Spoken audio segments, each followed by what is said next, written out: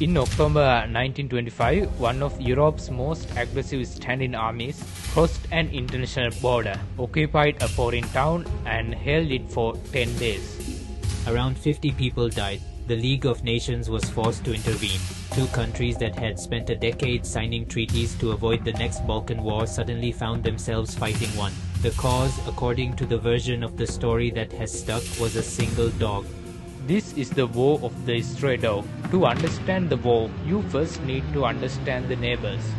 Greece and Bulgaria had been adversaries for a generation. They had fought each other in the Second Balkan War in 1913. They had stood on opposite sides in the First World War. They had carved territory off each other and signed treaties that both governments privately treated as humiliations. By 1925, the formal peace was holding, but only just. The border region of Macedonia was a permanent low-grade crisis, refugees, irregular fighters, and smugglers crossing constantly. In Athens, the country was running through a brief military dictatorship under General Theodoros Pangalos, a man whose temperament can be fairly summarized as first instinct invades something. The Greek-Bulgarian border in October 1925 was, on paper, a peaceful international frontier.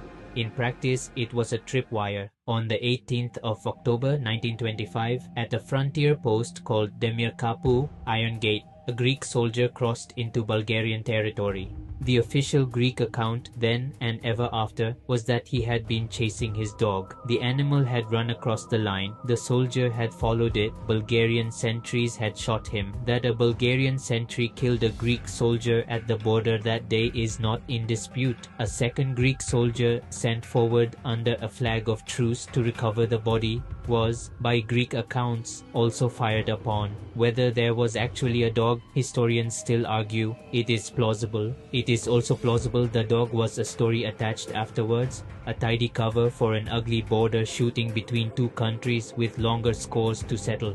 Either way, the version of this dog in it was the version that traveled. Athens issued a formal ultimatum within 48 hours. Bulgaria was to apologize. Bulgaria was to punish the officers responsible. Bulgaria was to pay an indemnity of 2 million French francs, which in 1925 was very serious money.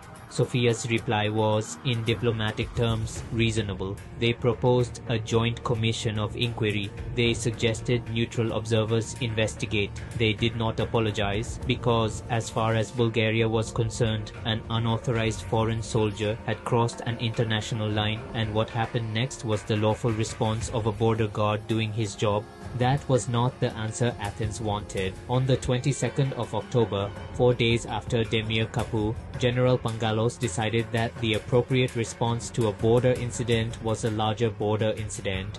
The dog had crossed one border. Pangalos was about to cross another. Greek troops crossed into Bulgarian in force. They did not move tentatively. They occupied roughly 30 kilometers of Bulgarian territory. They took the town of Petric after light resistance. Villages were burned along the line of advance. Civilians were killed. Estimates of total dead across both sides range from about 50 to over 100.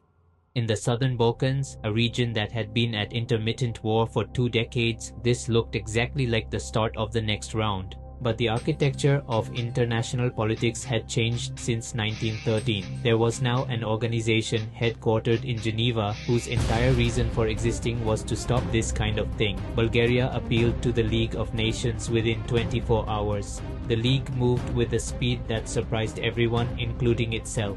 The Council convened, condemned the invasion, and gave Greece 60 hours to withdraw or face economic sanctions. Pangalos blinked.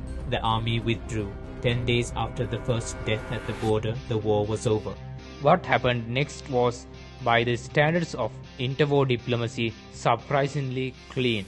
A League commission of inquiry went to the border. It interviewed witnesses on both sides. It examined the Greek and Bulgarian accounts of what had happened at Demirkapu, and it came back with a finding that was, for its period, remarkably direct. Greece was the aggressor. Greece was ordered to pay an indemnity of £45,000 to the Bulgarian families of those killed during the invasion. Greece was ordered to apologize officially. There was no separate finding about the dog. Pangalos took the verdict badly. 6 months later, he was overthrown in a Greek military coup, partly motivated by national humiliation over the affair. He died decades later, mostly forgotten. The War of the Stray Dog is remembered today, when it is remembered at all, as a punchline. But there is something a little more serious buried in it. In 1925, the League of Nations was young, untested, and widely doubted. The stray dog incident is one of the very few cases in its history where it actually did what it had been built to do: intervene quickly enough to stop a small war from becoming a larger one. 8 years later, when Japan invaded Manchuria, the League could not manage it. So, the system worked once, briefly, over a dog. The dog crossed a border, did or didn't exist, and started or didn't start the briefest war the 20th century ever fought. Then it slipped out the back door of history while everyone else paid the bill, which honestly is the most dog thing imaginable.